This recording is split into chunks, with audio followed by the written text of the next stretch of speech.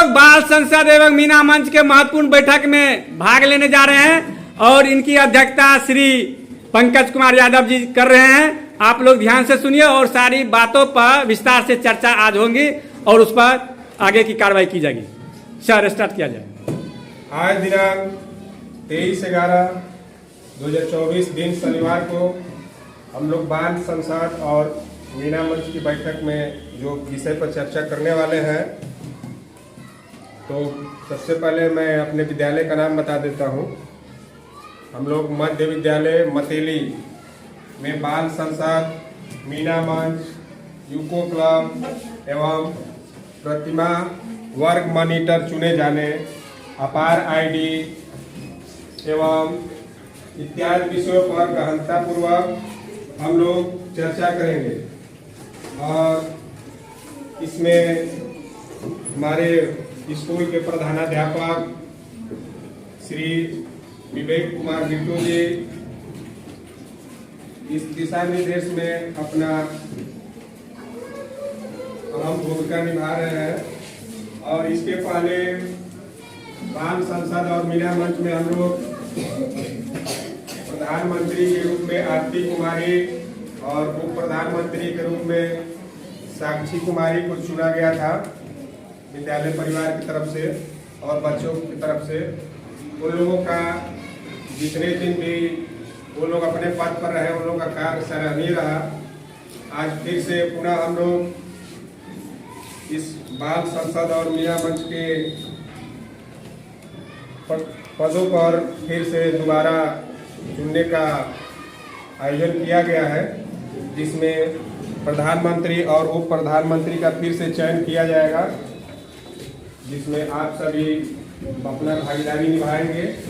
और आप लोगों के द्वारा जिन बच्चों को प्रधानमंत्री, उप प्रधानमंत्री और सभी विषयों पर जिन पदों को चुना जाएगा उसको हम लोग स्वीकार करेंगे।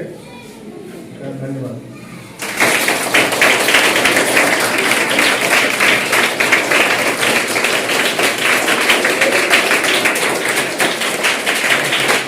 प्रधानमंत्री के रूप में ब्यूटी कुमारी का सभी लोग ने चयन किया। ब्यूटी कुमारी के उज्जवल भविष्य के लिए हम लोग जोरदार ताली से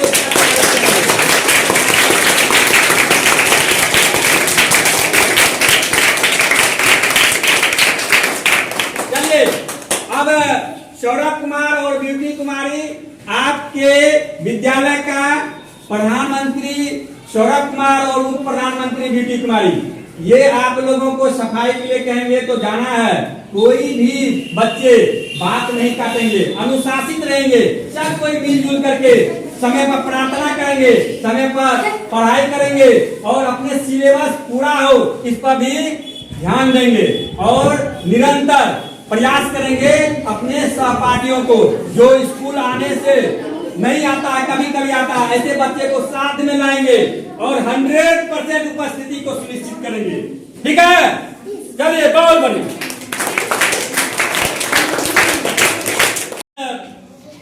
23 नवंबर 2024 को दिन शनिवार, सुरक्षित शनिवार मनाने के अलावे आज हम लोग बाल संसद, मीना मंच, यूको क्लब, यूथ क्लब, अपार आईडी जैसे महत्वपूर्ण विषयों पर हम चर्चा करेंगे और आगे की गतिविधि को संचालित करते हुए उसे पूर्ण करेंगे। तो सबसे पहले आज हम लोग क्या करेंगे, पूर्व में जो हम लोग प्रधानमंत्री, उप प्रधानमंत्री चुने थे और क्लास मॉनिटर चुने थे, नए बच्चे को भी अवसर मिले और उनको भी आगे बढ़ने का, नेतृत्व करने का मौका मिले। इन्हीं उद्देश्यों के साथ आज का प्रमुख चर्चा का विषय है और इन उद्देश्यों पूर्ति के लिए आज हम लोग नए प्रधानमंत्री और उप प्रधानमंत्री का चयन करेंगे। पूर्व के प्रधानमंत्री और उप प्रधानमंत्री, प्रधानमंत्री आरती कुमारी और उप प्रधानमंत्री साक्षी कुमारी, उनको अपने पद से उनका कार्यकाल खत्म हो गया है, तो उनको आज विदाई समारोह के रूप में जोरदार ताली से उसका विदाई करेंगे।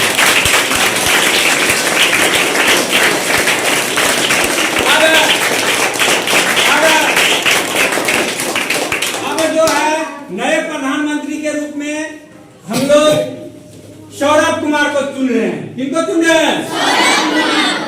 हाथ उठा करके उठा करके इसका सौरभ कुमार का हम लोग समर्थन करेंगे और जोरदार ताली से इसके नए कार्यकाल के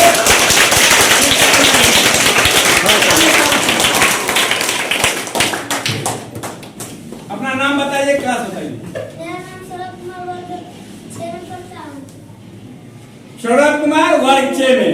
आज के बाद इस विद्यालय मध्य विद्यालय मतेली का प्रधानमंत्री सौरभ कुमार होंगे। सौरभ कुमार को उनके कार्य को पूरा करने में सभी बच्चे इनका बात मानेंगे और इनको सहयोग करेंगे।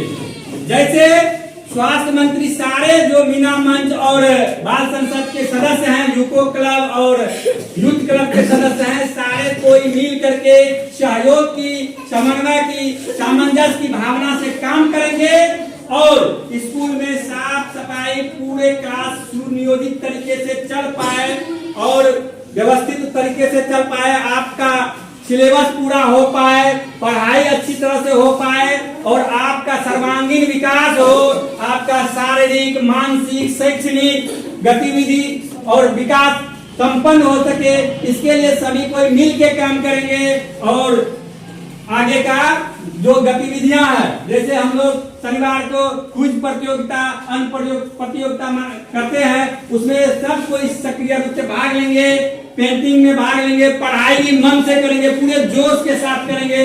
आप पढ़ेंगे तब ही आप जीवन में सफल हो पाएंगे, क्योंकि शिक्षा ऐसी चीज है, शिक्षा ऐसी शेरनी का दूध है जिसे जो पिया वह दहाड़ा है। अर्थात आप अगर शिक्षित होंगे तो समाज में आगे बढ़ने में आपको यह शिक्षा बहुत बड़ा हथियार का काम करेगा।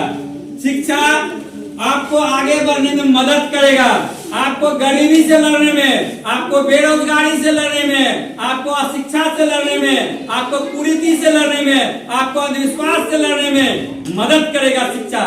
आप पढ़ लिख करके जब आगे बढ़ेंगे, आप जब अच्छे तरीके से मेहनत करेंगे, आप कठिन परिश्रम करेंगे, आप निरंतर और नियमित परिश्रम करेंगे तो आप जरूर सफल होंगे।